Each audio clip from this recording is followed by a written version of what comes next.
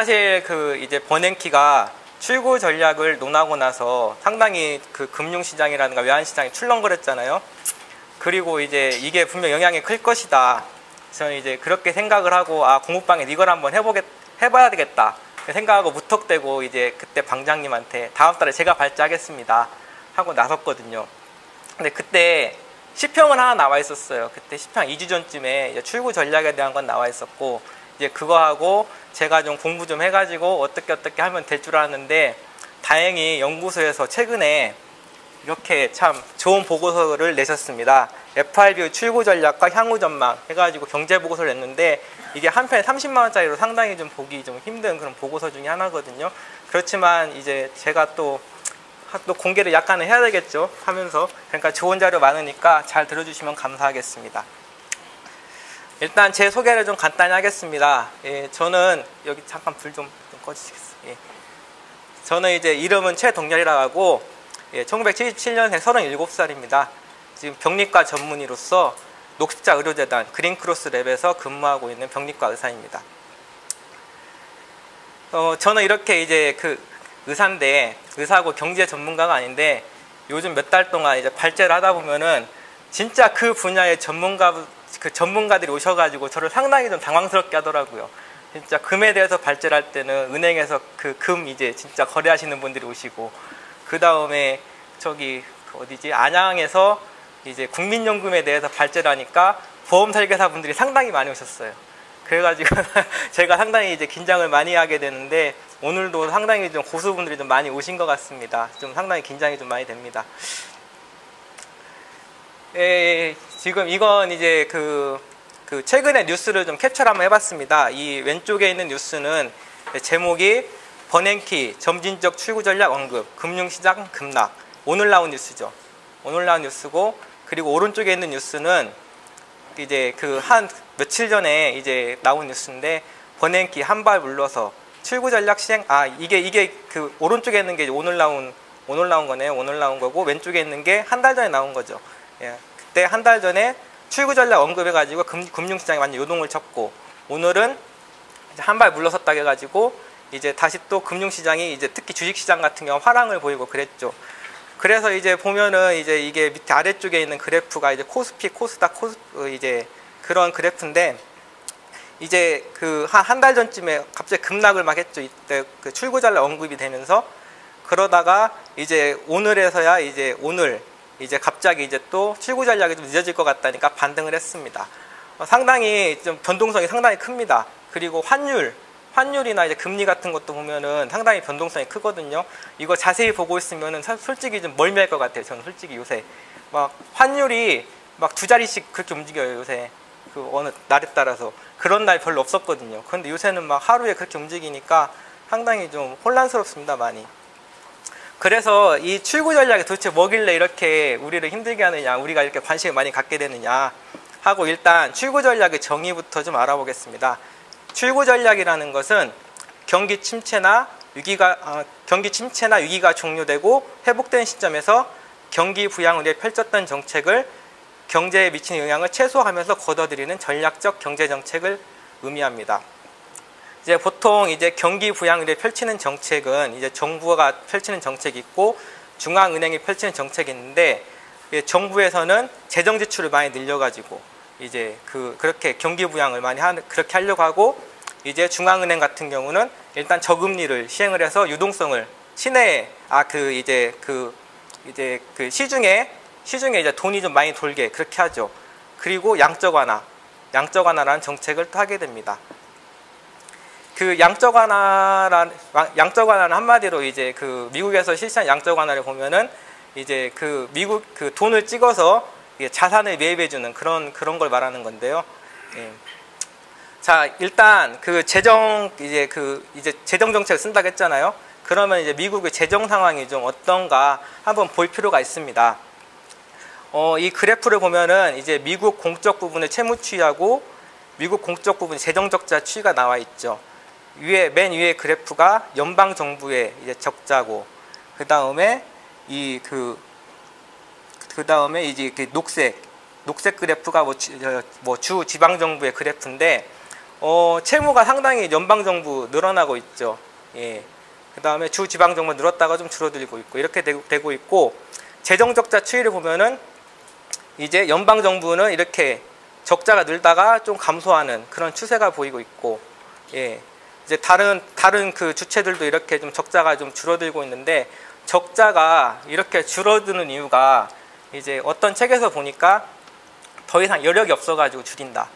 이제 그런 이야기가 있거든요. 실제로 재정 절벽이 왔었죠. 미국에서 이제 실제로 재정 지출을 강제로 삭감하는 세퀘스터 그런 것도 했었고, 그래서 이게 그 상황이 좋아져가지고 뭐 줄이거나 그런 게 아니라 더 이상 여력이 없어가지고 줄이는 그런 상황이라고 좀 볼 수 있습니다.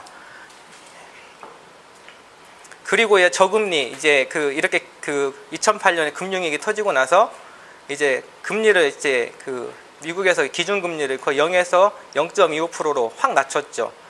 그래도 이제 안 되니까 양적 완화라는 정책을 하게 됐는데, 양적 완화는 지금까지 이제 그 1차, 2차, 3차 그리고 중간에 트위스트 오퍼레이션이라는 걸 그렇게 해가지고 시행을 했습니다. 이제 1차 양적 완화를 보면은 그건 이제 2009년 3월에 했었는데, 그때 2009년 3월에 이제 서브프라임 모기지 사태가 터지니까 이제 미국이 망한다 해가지고 난리가 났었잖아요. 그러니까 이제 기존에 이제 그 미 국채나 그 MBS 증권, 그러니까 그 주택 모기지 그 대출 자산으로 만든 유동화 증권이죠. 그걸 가지고 있는 주체들이 막 팔기 시작한 거예요. 투매를 하니까 완전히 이제 무너지게 생겼죠. 그러니까 이제 그때 이제 그 이제 중앙은행에서 나선 거예요. 이제 나서가지고 총 1조 1,500달러의 증권을 매입했죠. 그때 장기 미국채 3천억 달러 매입을 했고, MBS 증권 7천억 원어치 정도 매입했고, 그 다음에 이제 모기지 회사죠. 페니메이와 프레디맥의 부채 1천억 달러 등을 매입을 했습니다. 이때는 진짜 이때 이렇게 개입을 안 했으면은 금융 시스템이 완전히 무너질 뻔한 그런 위기 상황이었습니다. 그래서 이제 위기를 넘겼다고 생각을 했고, 그 다음에 이제 이런 그 부양책이 이제 좀 이제 효과가 좀 떨어지니까 이제 그 두 번째 양적 완화를 했습니다. 그게 2010년 11월이었고, 내용은 장기 미국채 6천억 달러를 매입을 했습니다. 이제 장기 미국채를 이렇게 매입을 한 이유는 장기 금리 하락을 유도해서 유동성을 좀 풍부하게 하는 이제 그런 의도가 있었죠. 그리고 이제 그런데 이렇게 양적 완화를 실시를 하니까 이제 문제가 뭐냐면은 이제 화폐적 인플레이션을 우려하는 목소리들이 상당히 커진 거예요. 그래가지고 이제 미국이 더 이상 양적 완화하면 안 될 것 같아 하는 중앙은행이 이제 그렇게 생각을 할 수 있잖아요. 그래가지고 이제 더 뭔가를 해야 되는데, 그래서 이제 한 것이 트위스트 오퍼레이션입니다. 이제 그것은 뭐냐면은 이제 그거 2011년 8월에 했는데, 이제 잔존기간 3년 미만의 국채를 그 국채 4천억 달러 가량을 6년 이상짜리로 바꾸는 거거든요. 예. 그래서 이것은 이제 화폐적 인플레 우려를 축소시키면서 장기금리 하락을 유도를 하는 거고, 예. 그런데 이제 이렇게까지 했는데, 이제 실제로 이제 10년 만기 미국채 수익률이나 30년 만기 MBS 수익률, 이건 이제 상당히 장기금리잖아요. 장기금리는 이제 정책금리가 아니라 이제 시장 상황에 따라서 이제 오르락 내리락하는 그런 금리인데, 사실 2차를 할 때까지 QE2나 이제 트위스트 오퍼레이션 할 때까지 장기금리가 그렇게 의도한 만큼 떨어지지 않았다고 합니다. 그래서 이제 QE3를 하게 됐죠. QE3는 2012년 9월 달에 하게 됐고, 그래서 이제 MBS 증권 월 400억 달러, 장기 미국채를 월 450억 달러씩 무제한 매입을 한다는 그런 이제 발표를 했고, 그래서 이제 장기금리 하락을 유도했는데, 실제로 장기금리가 이제 상당히 많이 떨어지게 됐죠. 예. 좀 이제 이제서야 좀 이제 그 정책 약발이 좀 먹히는가 하는 그런 상황이 됐습니다. 자, 그런데 이제 출구 전략을 이렇게 함으로써 이제 시장에서는 상당히 이제 이럴 때마다 주가도 뛰고 막 하니까 많이 환영을 하고 상당히 좋잖아요. 뭔가 이제 부양책을 함으로써 경기도 회복되는 것 같고 좋은데, 왜 이렇게 좋은 양적 완화를 왜 이제 좀 줄여야 되는가, 아니면 그만둬야 되는가 하고, 이제 그 출구 전략이죠. 그게 왜 출구 전략을 논하게 될까요? 그래서 그 이유를 보면은 일단 세 가지가 있습니다. 그 첫 번째 이유는 이제 양적 완화책이 현실적인 한계에 이르렀다고 볼 수가 있습니다. 그러니까 이제 그 간단히 말하면은 돈을 찍어가지고 미국의 그 이제 MBS나 국채 그런 자산을 매입을 하는 거잖아요. 그런데 이게 계속 이제 매입을 하다 보면은 한계가 올 거 아닙니까? 그 사는 것도 어느 정도지 이제 어느 한도 이상 사면은 시장이 완전 왜곡되는 그런 상황이 되는 겁니다. 가격 자체도 완전히 이제 그 FRB 어떻게 하냐에 따라서 완전 막 움직이는 그런 상황이 되죠. 그러니까 그게 상당히 부담스러운 상황이 돼버렸는데 이제 그 장기 미국채 보유액, 그 FRB가 보유하고 있는 장기 미국채가 올 5월 현재 1.75조 달러인데 민간 미국채 보유액이 16%에 달하고 있습니다. 그리고 MBS 보유액은 1.12조 달러로 민간 보유액은 15%에 달하고 있습니다.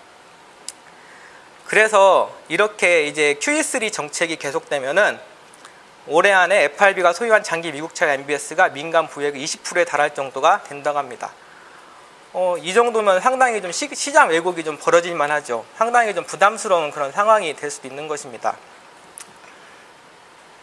자, 그리고 이제 두 번째 이유, 출구 전략을 논하는 두 번째 이유를 보면은 이 그 자산시장 거품을 이제 놔둬도 될까 하는 그런 고민에 이제 빠진 겁니다.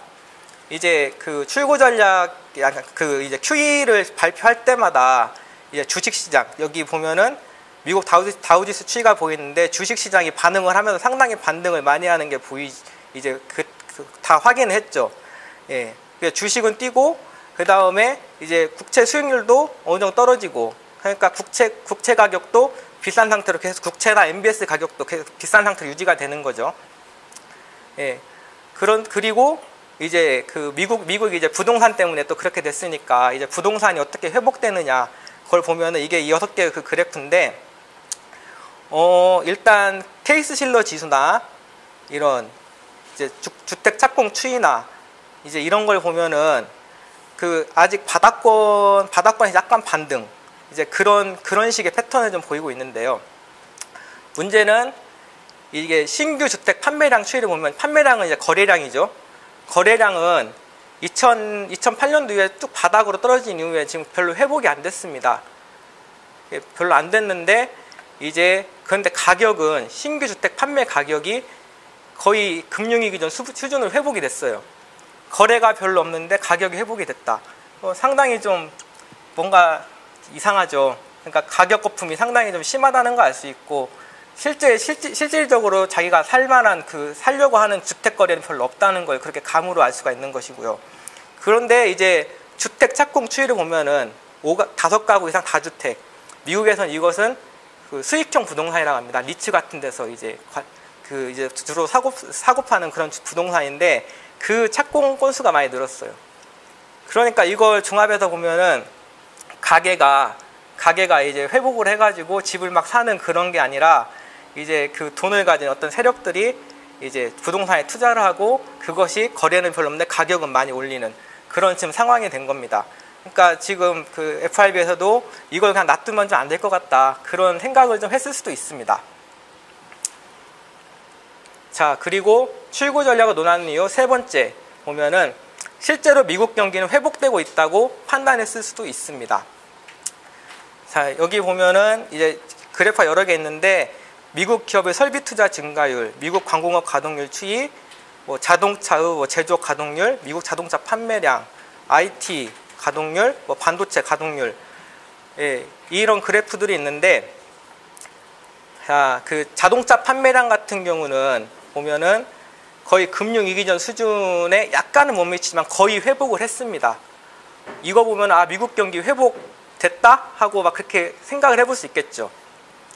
광공업 가동률도 이전에 비해서는 좀 못하지만 그래도 어느 정도 많이 회복을 한 상태고요. 예, 설비 투자 증가율은 그런데 좀 요새 최근 몇 년 동안 좀 감소를 하고 있는 그런 상황이고, 그런데 좀 산업마다 좀 차이가 좀 있는 것 같습니다. 예, 그 IT 분야 가동률을 보면은 이제 2008년도에 이제 바닥 찍고 2009년 바닥 찍고 증가했다가 다시 또 침체를 보이고 있고, 반도체도 좀 그렇게 보이고 있죠. 예, 그런데 이제 다우지수를 보면은 사상 최고치를 계속 갱신하면서 뭔가 되게 회복을 잘한 것 같은 그런 느낌도 주고, GDP는 한 2% 정도, GDP 성장률 한 2% 정도로 계속 가고 있고, 뭔가 좀 상당히 좀 어떤 부분을 보면은 회복을 한 것 같은데 어떤 부분을 보면 아닌 것 같고 좀 그런 상황입니다, 지금. 예, 그리고 이제 또 출구 전략을 시행하는 데 있어서 가장 중요한 기준 중에 하나가 실업률이잖아요. 그래서 이제 취업 형태, 이제 취업률 추이나 이제 그런 걸 한번 봤습니다. 이제 여기가 제가 옆에다 이제 미국 다우지수 추이를 놓은 것은 이제 QE에 맞춰가지고 이게 어떻게 움직였는가, 이제 이게 과연 양적 완화 정책과 이제 밀접한 연관성을 가지고 움직이는가 한번 보시라고, 비교해서 보시라고 이렇게 이 그래프를 넣었고요. 보면은 취업자 수는 이제 비농업 취업자 수, 비농업 민간 취업자 수 보면은 금융위기 전 수준은 아니지만 상당히 많이 좀 회복을 한 그런 상태를 좀 보이고 있습니다. 그런데 이제 정부 부분에서는 취업자 수가 좀 많이 좀 줄어들어가고 있고요. 하지만 이제 취업률 추이를 보면은 계속 바닥 상태입니다. 취업자 수가 높아지는데 바닥 상태다. 좀 이상하죠? 왜냐하면은 미국은 경제활동 인구가 계속 증가하는 나라이기 때문에 취업자 수는 이렇게 증가를 해도 취업률 자체는 그다지 이제 바닥권에서 이제 머물고 있는 그런 상황이라고 할 수 있습니다. 그런데 이제 미국도 이제 일자리 질에 대해서 논하자면 우리나라하고 별 차이가 없는 것 같습니다. 이게 보면은 이제 금융위기 전에 파트타임 취업자 수가 이제 이만큼이었는데 그때 이제 그 이후로 확 늘었죠. 근데 늘은 상태로 약간씩 감소는 하고 있지만 상당히 좀 증가한 상태로 그렇게 지금 가고 있습니다. 예. 그리고 이제 취업자의 평균 실질 임금을 보면은 이제 약간씩 감소하고 있어요. 지금 계속 약간씩 감소하고 있고, 그러니까 취업자 수는 높아지는데 이제 일자리 질이 좀 떨어지고 있다, 그렇게 판단할 수 있죠. 그러니까 이런 상황을 보고 과연 제대로 회복을 하고 있다라고 생각하기에는 상당히 좀 무리가 있는 것 같습니다. 그리고 실업자 수 보면은 이제 점점 약간씩 감소는 하고 있는데 이제 실업률도 약간씩 감소는 좀 하고 있습니다. 그런데 이제 실업자의 이제 실업 기간을 보면은 계속 이제 금융위기 전에 전부 다 많이 증가된 상태로 계속 좀 유지가 되고 있고, 7개월 이상 장기 실업자 수도 예전 수준을 회복하지 못하고 계속 좀 높은 상태로 그렇게 있습니다. 자, 이거 보시면은 이제 다우지수 추이하고 이제 비교를 해서 보시면은 이런 실업자 수 이제 추세라든가 취업자 수 추세, 그리고 이런 여러 제조업 가동률이나 그런 추세가 이런 양적 완화를 시행하는 것과 좀 맞아 떨어지고 있는 것 같습니까? 가는 것이 별로 아니죠. 그러니까 미국에 지금 약간 물음표는 있지만 미국이 보이는 회복세가 과연 양적 완화 효과인가 하고 의심해 볼 필요가 있는 것입니다. 양적 완화 효과가 아닐 수도 있다. 예, 미국의 자체적인 이제 자생력 그런 것 때문에, 아니면은 재정 정책 그런 것 때문에 이렇게 회복을 하고 있는 것이 아닌가 하고 생각을 해볼 수가 있는 것입니다. 그러니까 이제 양적 완화 효과에 대해서 상당히 좀 의심스러운 그런 상황이죠. 자, 그리고 또 그래프 하나 더 보시자면은 이제 개인 소득 추이, 가처분 소득 추이, 임금 소득 비중 추이 이런 걸 한번 보겠습니다. 소득은 보면은 이제 약간씩 늘고 있는 것 같아요. 늘고 있는 것 같은데, 근데 이제 실질 1인당 가처분 소득의 실질 가처분 소득을 보면은 2008년에 최고점을 찍은 이후로 아직 회복을 못하고 있는 그런 상황입니다. 그리고 미국 가계의 이제 소득에서 어떤 것이 어느 만큼 차지하고 있는가, 그것도 되게 중요한 건데, 임금 소득 비중, 그러니까 일을 하고 돈을 버는 그 비중은 계속 줄어드는 추세입니다. 계속 줄어드는 추세고, 그러면 어디서 돈을 벌어야 되냐, 이걸 채워야 되잖아요, 부족한 걸. 그러면 이자 배당이나 이자나 배당을 보면은 그것도 예전에 비해서는 신통치가 않습니다.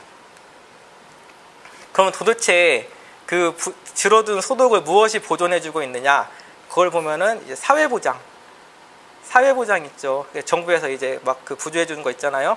그런 것들이 확 늘었습니다. 확 늘어서 그것이 부족해진 그 소득을 보존해 주는 그런 상태입니다. 상당히 좀 속으로 병이 많이 들었죠. 이런 거 보면. 그러니까 이런 걸 보고 이제 회복이라 말할 수 있을까요? 저는 좀 상당히 회복하고는 좀 거리가 먼 것 같습니다. 그러면 출구 전략 언제 할까? 이거에 대해 얘기해 보면은 일단 버냉키 씨가 확실히 얘기했죠. 올 연말부터 양적 완화를 축소하여 2014년 중반 무렵에는 완전히 중단할 수도 있다. 대략 실업률이 7.3% 전후에 이르는 올 10월 전후부터 3차 양적 완화를 축소하기 시작하여 실업률이 7% 전후에 이르는 2014년 6월 무렵에 3차 양적 완화를 완전 종료할 것으로 예상하고 있다. 그리고 기준금리를 2015년 3월 무렵에는 인상할 수도 있을 것인데 이때쯤 실업률이 6.5%에 달할 것으로 예상되고 있다. 다만 이상의 금융 완화책 종료는 미국 경제가 현재와 같이 회복세를 지속한다는 전제를 바탕으로 한 것으로 미국 경제 회복이 둔화될 경우에는 지연될 수 있다고 그렇게 단서를 달았습니다. 자, 그래서 이제 그 취업자 수 전망이라든가 취업률 전망, 실업자 수 전망, 실업률 전망 이건 그래프가 있는데 이것은 연구소에서도 자체적으로 추산한 것이 있는데 FRB에서 추산한 것과 거의 일치를 한다고 합니다. 그러니까 이대로 가면은 지금 추세대로만 가면은 이렇게 이제 그 스케줄대로 할 가능성이 상당히 높은 것입니다. 자, 그런데 이거 며칠 전에 나온 뉴스인데요. 7월 8일 월요일이죠. 월요일에 나온 뉴스인데 그때 미국 고용지수 예상 밖에 호조를 보인다고 해가지고 출구 전략이 9월로 당겨질 수도 있다고 해가지고 한번 또 요동쳤죠. 그래서 이제 그 미국의 경기 회복이 좀 그 지표상으로 좀 더 빨리 되는 것 같으면 좀 더 빨리 될 수 있지 않을까 그렇게 생각을 하고 있지만 그렇게 생각하고 있습니다. 그런데 자 이제부터 우리끼리 한번 생각을 한번 해봅시다. 자, 그 앞으로 출구 전략 이렇게 논했는데 출구 전략을 안 할 수도 있을까요 혹시? 그렇게 생각하시는 분 혹시 계신가요? 안 할 수도 있다. 당분간이라는 얘기는 오늘 버냉키 씨가 한 얘기하고 거의 비슷한 것 같은데 당분간이라는 얘기는 언젠가는 한다는 의미죠. 예. 다른 분 어때 달리 생각하시는 분 계신가요? 저는 이제 그 시평이랑 이렇게 쭉 읽어보면서 제가 한 생각인데 저의 생각입니다. 여기에 대해서는 소장님이 뭐 말씀하신 건 없어요. 그냥 제가 이것까지 저번에 종로공부방 가가지고 한번 알아보려고 했는데 얘기를 안 해주셨어요. 그래가지고 제가 한번 생각을 해봤는데 이제 출구 전략 논하는 이유로 아까 세 가지를 거론했잖아요. 이제 양적 완화책 현실적인 한계에 이르렀다. 자산시장 거품을 놔둬도 될까? 이제 이거 보면은 그러면은 계속 양적 완화를 계속 하면은 미국 자산을 언제까지 사야 됩니까? FRB가 돈 언제까지 찍어 언제까지 사야 됩니까? 한계가 있을 수밖에 없거든요. 언젠가는 한계가 올 수밖에 없죠. 그리고 아까 실물경기 회복도 지금 물음표 상태인데 이렇게 자산시장 거품을 놔둬도 될까요? 견제를 위해서라도 저는 언젠가는 할 수밖에 없을 거라고 저 개인적으로는 생각은 하고 있습니다. 단지 그 시기가 문제죠. 예, 저는 그렇게 생각을 합니다. 그래서 이제 앞으로 어떤 일이 벌어질까 예상을 한번 해보기 위해서 저번에 이제 6월 달에 출구 전략 스케줄 발표, 그게 구두 출구 전략이죠. 2부로 출구 전략 이제 시행을 한 거니까요. 이제 구두 출구 전략 실시 이후에 이제 어떻게 됐는가 보면은 이제 장기금리, 10년 만기 국채, 뭐 주택 모기지 이 금리가 그때 확 급등을 했습니다. 급등을 했고요. 한마디로 이제 가격은 떨어진 거죠. 예, 떨어졌고 다우지수도 그냥 갑자기 뚝 떨어졌죠. 그때 폭락을 했습니다. 계속 막 전고점 갱신하면서 가다가 뚝 떨어졌고요. 그다음 다우 리츠 지수 같은 경우는 진짜 그야말로 수직 낙하했습니다. 수직 낙하했고 회사채 금리 이제 급등했죠. 이것도 그다음에 그것 때문에 회사채 지수 아주 폭락했습니다. 이런 일이 벌어졌었어요. 그때.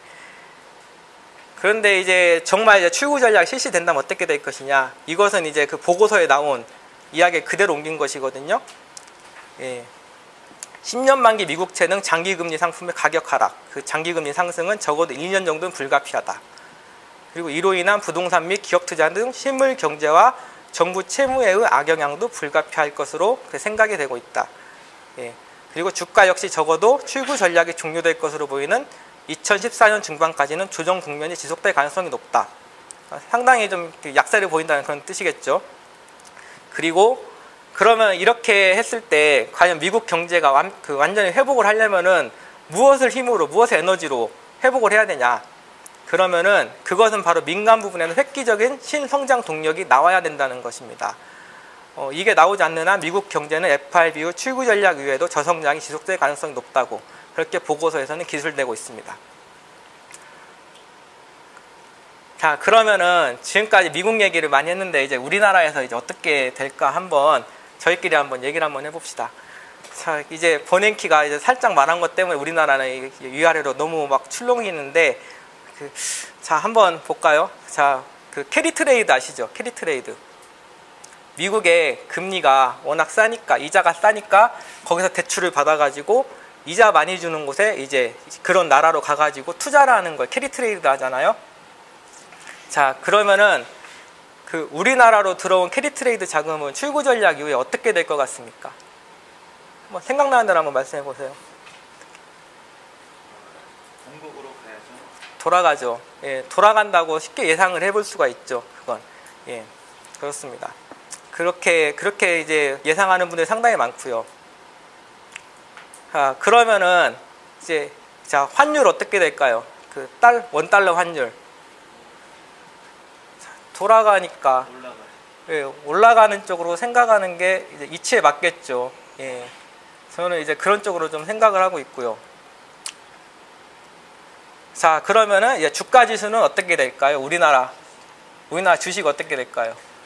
이제 예, 여기서 캐리 트레이드 자금들이 싹 돌아가 버리면은 다 돌아가진 않지만 상당 부분 돌아가면은 악영향에 미칠 수밖에 없습니다. 예, 그렇게 예상을 좀 하고 있고요. 자, 채권 가격 어떻게 될까요? 이제 금리는 올라간다 그랬죠. 예, 아까 금리는 이제 아까 단기적으로 올라갔었는데 이제 장기금리 올라간다고 생각해 볼 수 있겠죠. 출구 전략 시행하면. 그래서 채권 가격은 좀 떨어질 것 같고. 여기 보면은 이제 블룸버그에서 이제 캡처한 건데 이제 국채 10년 만기 국채 이자율인데 이제 미국 같은 경우가 2.74%. 이제 미국과 우리나라 상당히 거리가 먼가 봅니다. 맨 아래에 이제 우리나라 3.51%. 미국보다 좀 높죠. 예, 높은 상황인데 그러면은 이제 미국의 국채 금리는 올라간다고 생각해 볼 수 있고, 그럼 우리나라의 국채 금리는 어떻게 될까요?